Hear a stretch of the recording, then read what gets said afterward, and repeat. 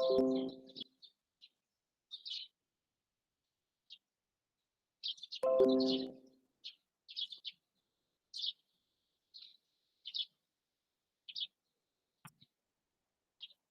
hi. Assalamualaikum everyone. Welcome back to our online class. Okay, today we are going to be finishing up topic 2.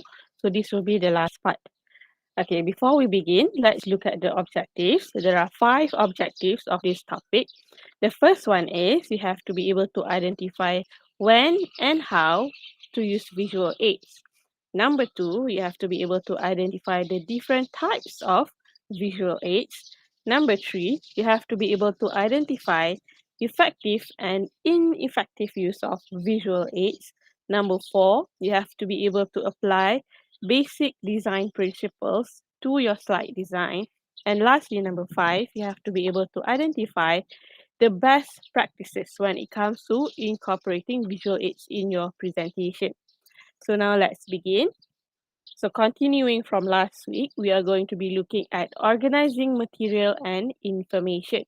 So you need to organize your material to add clarity to your presentation. So what is clarity? Clarity means making things clear for your audience, for everyone to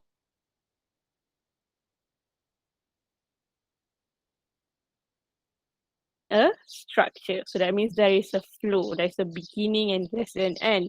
Okay. So by having a structure, you will help your audience to understand your message. And if your presentation is not organized, if there is no structure, your listeners will actually have to search for the message that you're trying to deliver. And that is hard work, it's difficult. So what would happen is your audience will not actually want to do it and you'll end up losing their attention. Okay, so that is why it's important to organize your material and your information carefully.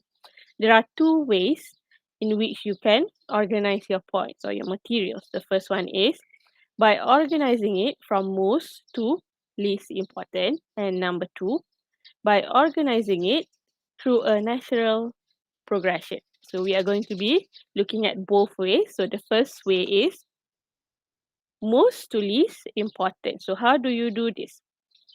Sorry. Okay, you can do this by stating the most important point first. Sorry, what is happening? Okay, so why? Because people are most attentive at the beginning of the speech. So as even like for you, as a student in the beginning, in the morning, that is when you're most attentive. That's when you can focus most. And then also, if there is a time limit, you do not want to be cut off without having made your most important point. So for example, if I set a time limit and when you reach that time limit, I make you stop. So you don't want to keep your most important point at the last and you won't be able to actually finish your speech. So there are 2 reasons why you should start with the most important one. And then you have to think about which one is the most interesting to your audience. Which one is their most primary concern. So that is the point that you should talk about first. Okay.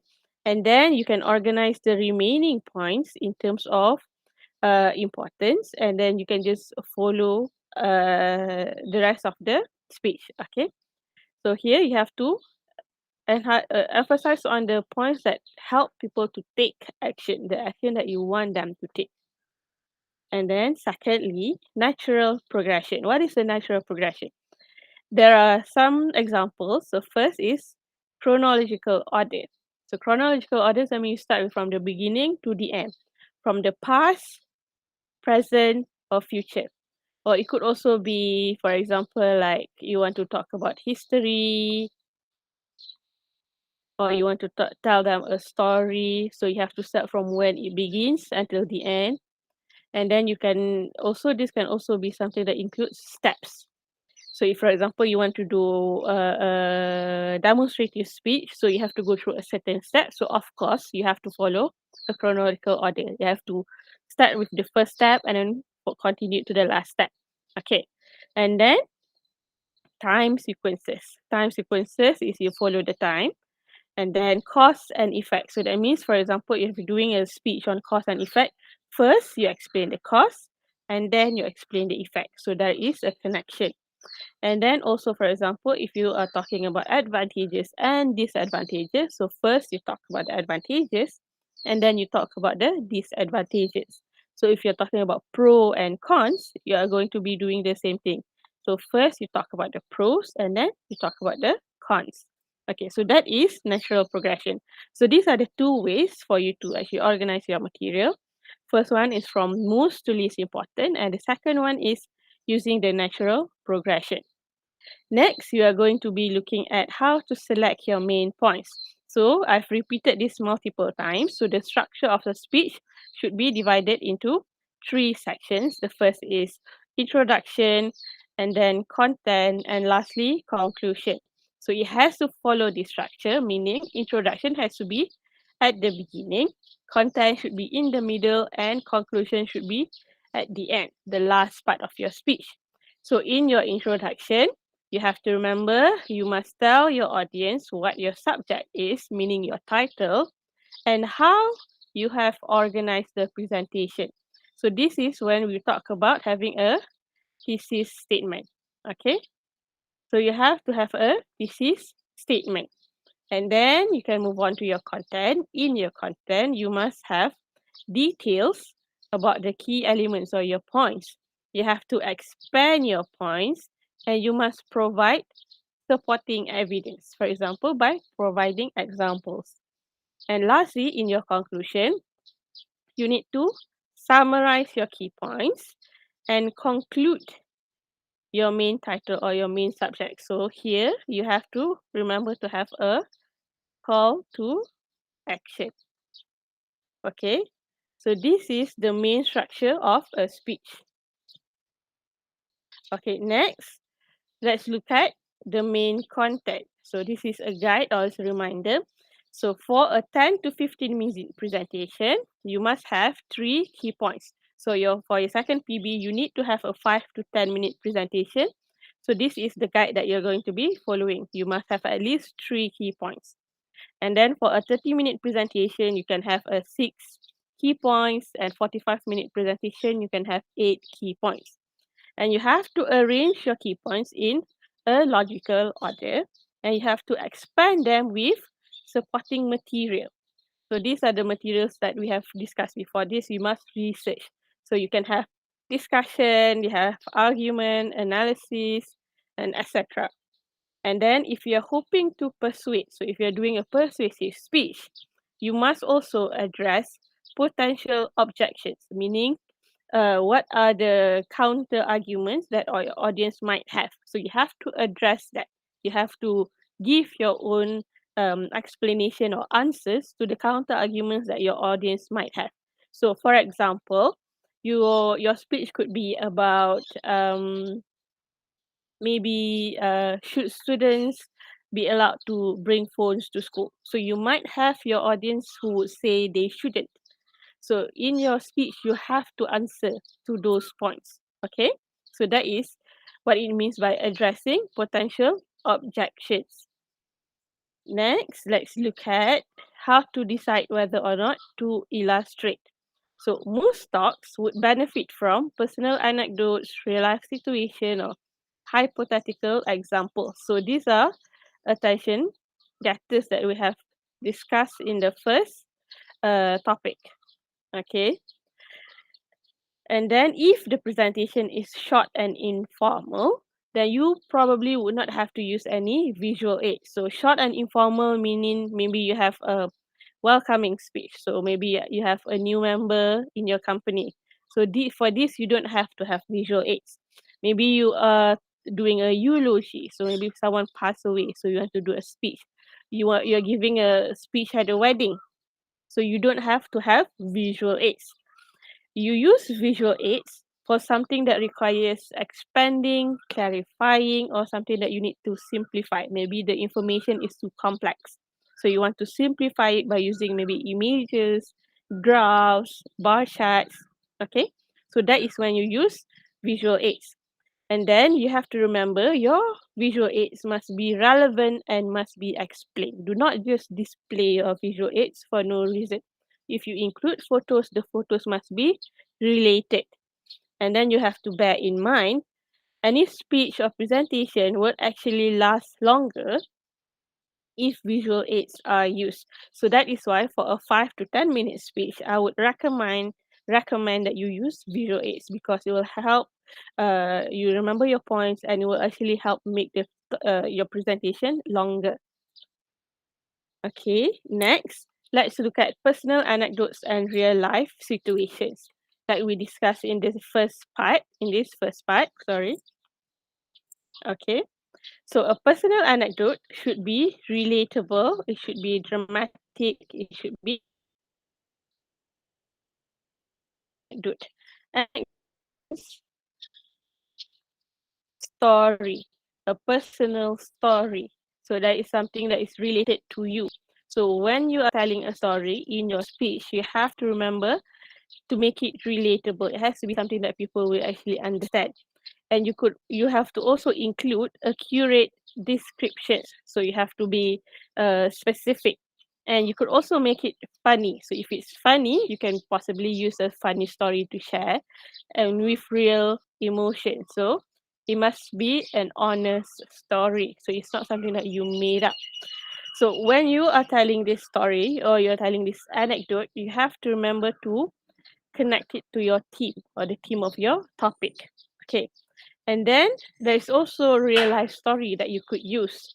This is when you talk about something that is like everyday story or something that is extraordinary experiences. You could actually draw from articles, short stories, documentaries, anything that you've read or watched, and you're relaying this message to your audience. Okay, so these are two attention getters that you could use. So either you could use anecdotes or you could also tell a real life story. Okay, so we are going to be looking at an example of this. The wisest person I ever met in my life, a third grade dropout. Wisest and dropout in the same sentence is rather oxymoronic, like jumbo shrimp.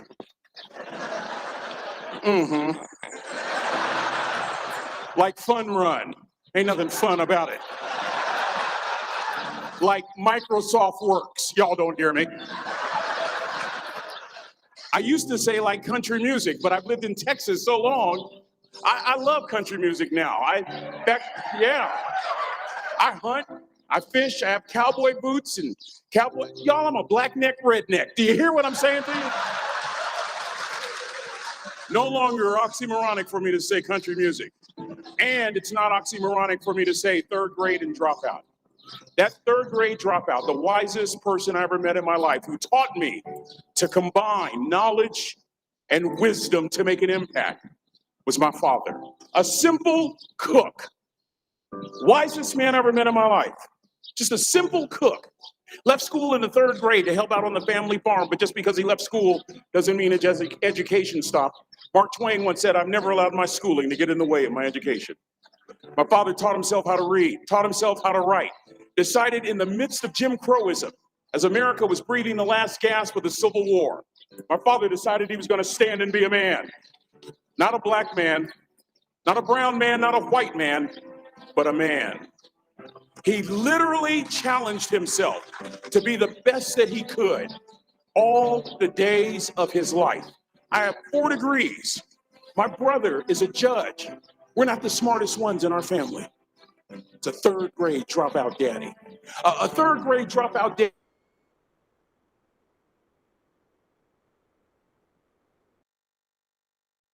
Came low and hit. A country mother, Henry Ford, saying if you think you can or if you think you can't, you're right. I learned that from a third grade drop. Simple lessons. Lessons like these. Son, you'd rather be an hour early than a minute late. We never knew what time it was at my house because the clocks were always ahead. My mother said for nearly 30 years, my father left the house at 3:45 in the morning. One day she asked him, "Why, Daddy?" He said, "Maybe one of my boys will catch me in the act of excellence. I want to share 2 things with you. Aristotle said you are what you repeatedly do. Therefore, excellence ought to be a habit, not an act. Don't ever forget that. I know you're tough, but always remember to be kind. Always. Don't ever forget that. Never embarrass mama." Yeah. If mama ain't happy, ain't nobody happy. If daddy ain't happy, don't nobody care. But, I'm trying to tell you. Next lesson. Lesson from a cook over there in the galley. Son, make sure your servant's towel is bigger than your ego. Ego is the anesthesia that deadens the pain of stupidity. Y'all might have a relative in mind you want to send that to. Let me say it again. Ego is the anesthesia that deadens the pain of stupidity. Pride is the burden of a foolish person. John Wooden coached basketball at UCLA for a living, but his calling was to impact people. And with all those national championships, guess what he was found doing in the middle of the week? Going into the cupboard, grabbing a broom, and sweeping his own gym floor. You want to make an impact? Find your broom. Every day of your life, you find your broom. You grow your influence that way. That way you're attracting people so that you can impact them. Final lesson. Son, you're going to do a job. Do it right. I've always been told how average I can be. Always been criticized about being average. But I want to tell you something. I stand here before you, before all of these people, not listening to those words, but telling myself every single day to shoot for the stars, to be the best that I can be. Good enough isn't good enough if it can be better, and better isn't good enough if it can be best. Let me close with a very personal story that I think will bring all this into focus. Wisdom will come to you in the unlikeliest of sources, a lot of times through failure. When you hit rock bottom, remember this.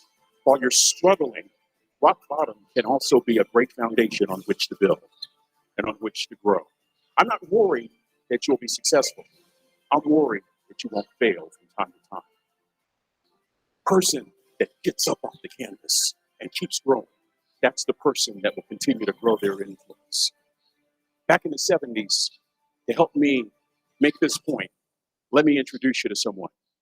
I met the finest woman I'd ever met in my life. Back in my day, we'd have called her a brick house. This woman was the finest woman I'd ever seen in my life. There's just one little problem. Back then, ladies didn't like big old linemen. The Blind Side hadn't come out yet.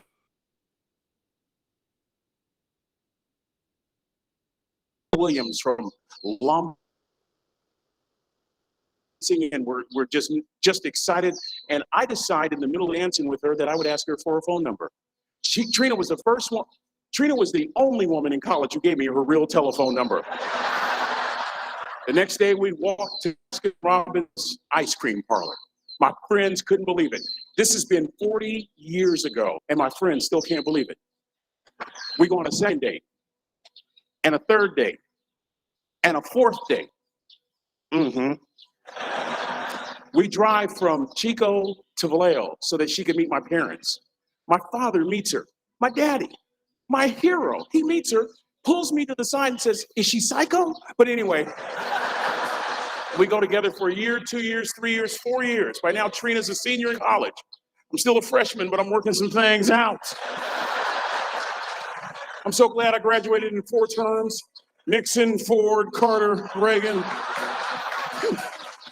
So now it's time to propose. So I talked to her girlfriends, and it's California. It's in the 70s, so it has to be outside. Have to have a candle, and you have to have, some chocolate. Listen, I'm from the hood. I had a bottle of Boone's Farm wine. That's what I had. She said yes. That was the key. I married the most beautiful woman I'd ever seen in my life. Y'all ever been to a wedding, and even before the wedding starts, you hear this? How in the world? And it was coming from my side of the family.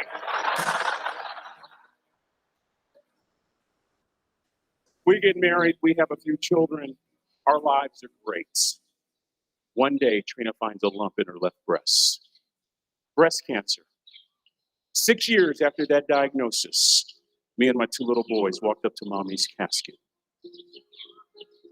And for 2 years, my heart didn't beat. If it wasn't for my faith in God, I wouldn't be standing here today. If it wasn't for those 2 little boys, there would have been no reason for which to go on.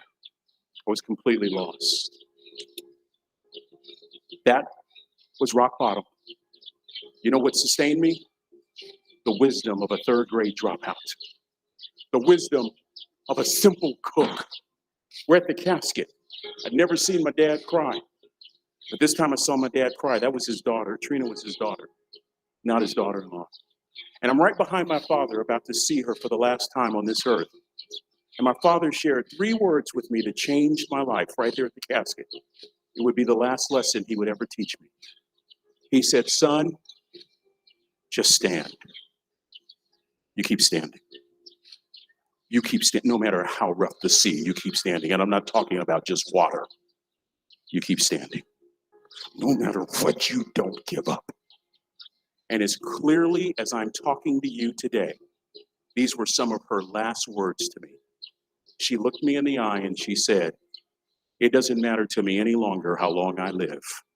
What matters to me most is how I live. I ask y'all one question that I was asked in my life by a third grade.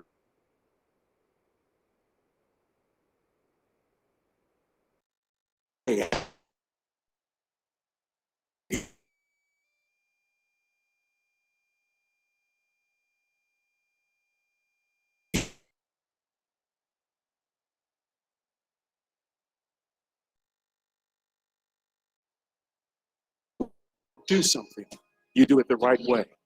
That cook would tell you this, that it's never wrong to do the right thing. That how you do anything is how you do everything. And in that way, you will grow your influence to make an impact.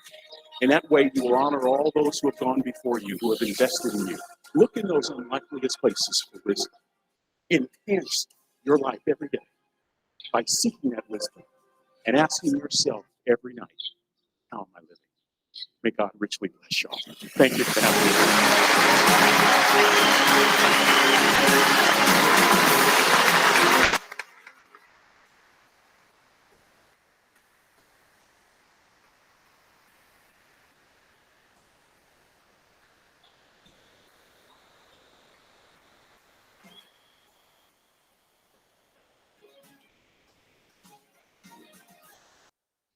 Okay, so that was a very good example of personal anecdotes and real life stories included in a speech. So, if you listen, so you know that was a motivational speech, and he talks about his life story. He talks about his dad, and he talks about his wife. So the stories that he included is called a personal anecdote. So that is when you relate your own story to the point that you are trying to make. So you heard in his conclusion, he talks about his main points. Like, for example, don't judge, he said. He says you have to be early, be kind. Okay. So these are some of the points that he was trying to make, but he connects it to the stories. Okay. So this is how you use personal anecdotes or real life stories in your presentation or in your speech. Okay. So now let's continue. The wise. Okay, so now we are going to be looking at hypothetical example. So what is a hypothetical example? So hypothetical means it is something that is based on possible ideas or situations, but it's not actual one. So it is not real. So this is something that could possibly happen. Okay, so for examples, so I'm providing 2 examples of how you can use hypothetical example in your speech. So for example, maybe the title that you're using is the best cereal. So you want to talk about the best cereal in the market that you know of. Okay, so you can start with this hypothetical situation. So you can say, okay, you are in your local supermarket walking down the aisle marked cereals. When you see colorful boxes of cereals, you pick up honey sauce and place it in your cart. So this is the situation. It gives you an example, a vision of what is happening. And then you propose your question. What if there is a better cereal that you should get? So what if I tell you there is a better cereal that you should get? Okay. So this is an example of hypothetical example. So next, let's look at this example. The title is How to Make a Monthly Budget. So the situation here is you are a HR executive at a small company. So you earn RM 2,005 ringgit, 2,500 per month, and you have a wife and a baby. So how much should you spend on your monthly expenditures? How much should you save? Should you invest your money? Maybe get a house or a car. So let me teach you how to make a monthly budget that fits your salary. So this is another hypothetical example. So the situation is you're a HR executive at a small company, you earn this much amount of money. So these situations are not real. They are not based on a real person. But this is an example, a situation that could possibly happen. So by including a hypothetical example, you are helping your audience visualize something. Okay, so that is hypothetical example. Okay, next, let's look at preparing for a presentation. So you know that your content that you're trying to communicate.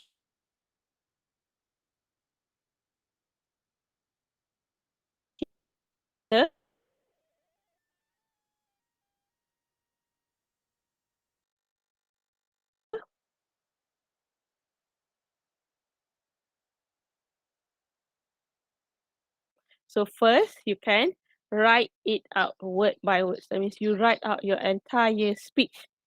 And then what happens is during representation, you basically memorize, you speak out what you have written. Okay, so this you can use, for example, for eulogies, political speeches, and a lot of different types of speeches. Okay, and then next we can look at PowerPoint slides. You can make PowerPoint slides first before you begin your presentation. By doing this, you're actually helping yourself visualize and organize your points. You include what are the illustrations or visuals that you're going to be using. Okay, and then the fourth way is you make an outline, a bulleted outline. So that means it's not similar to this, but it's almost similar. So you're not drafting, you're not writing out the entire speech. You're just making the outline, the draft. And lastly, you don't write anything. What this means is you just work from your memory. So this is more suitable for impromptu speeches or less important speeches. Like for example, you're giving a birthday speech or a welcoming speech, or if you're suddenly asked to deliver a speech, or if you're talking about something that you are already very comfortable with. Okay, so these are 4 ways. You can choose any of the ways that is listed here.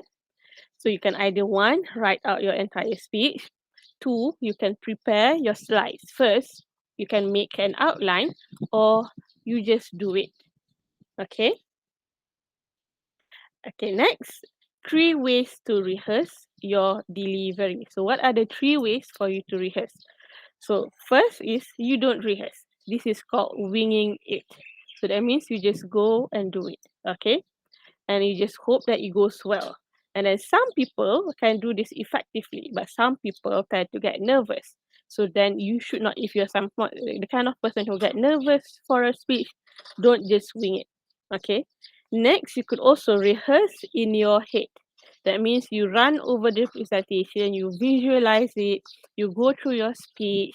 However, the disadvantage is your body hasn't practiced it. Okay, so you might actually think you are going to be nailing this speech, but you haven't tried to actually verbally practice it. Okay, so when the moment comes, you might actually fail at certain things. And lastly is to rehearse aloud. So that means this you will actually rehearse this by saying it out loud, by standing, by including your gestures. So that is how you rehearse aloud.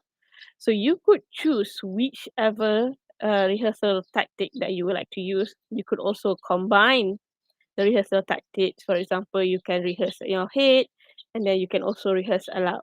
Okay, so these are 3 examples of the ways to rehearse your speech. And then let's look at tips for delivering a good presentation. So there are 4 main categories that I will be looking at. So the first one is body language. And then, secondly, eye contact. Thirdly, voice projection. And lastly, confidence. Okay, so what do we mean by body language? So when you are talking about body language, you want to have a confident body language. You don't want to have distracting behavior. For example, you don't want to be constantly fidgeting. You don't want to put your hand in your pocket. You don't want to have your body not facing the audience. You want to be able to be standing up straight and looking forward, looking at the audience. So that is confident body language. And then you also want to have eye contact. So you must be looking at your audience. And then when you are delivering your speech or presentation, you should take your time. So you can pause in between your points. You can pause and you can look around, look at your audience, look at each of them. Okay, so take your time. You do not have to rush because 5 to 10 minutes is a long time and you don't want to be talking for 10 minutes non-stop. It will be very dizzying, very difficult for your audience to pay attention. So take your time, make sure to pause, have eye contact with your audience. And then next, voice projection. Voice projection refers to your voice. So you have to speak clearly. So your pronunciation has to be accurate. You want your audience to be able to understand what you are saying. And you have to project your voice. So when you're standing up straight, your voice will be able to be projected more clearly. So your voice will actually go out clearer. So you want to project your voice so that it will be loud. So your audience will be able to listen. And lastly is confidence. To demonstrate confidence is one, you must engage with your audience. So you must have some sort of a response. You can include rhetorical questions. You look at your audience, you wait for their response, you gauge and you look at them. So by engaging with your audience, it shows that you are confident. You are not too nervous about your content. And then next, you also must know your visual and your content. So when you fully understand what you're trying to deliver, you understand all the visuals that you will include, you will not look as nervous. So you will look confident because this is something that you know very well about. Okay, so these are the 4 tips for delivering a good presentation. Okay, now I am going to summarize our topic. So first, clear delivery of ideas. So in this, we talk about planning and preparing well for your speech. You have to present clear and unambiguous ideas. Maksudnya bukan idea yang susah untuk dikenal pasti, untuk difahami. You have to be concise, short and focused. Maksudnya ringkas dan padat. And you have to convey necessary information. So sampaikan maklumat-maklumat yang penting. And then we look at confident delivery of ideas. So this is talking about the way you deliver. So you have to practice. You have to remember to be calm and relaxed. Make sure you have eye contact and have positive body language. And then let's look at effective and articulate way of ideas. So first you have to remember to have a good structure. So you have to have introduction, body and conclusion. Remember to speak slowly and clearly. Use transition words. For example, you can say firstly, secondly, next, in conclusion, lastly, and then keep fillers. For example, fillers like uh, okay, to a minimum. Okay, and then let's look at how do you adapt your delivery to your audience. Adapt maksudnya kamu mengubah cara penyampaian kamu. So first, you consider their expectation, interest, and demographic. So we have discussed this.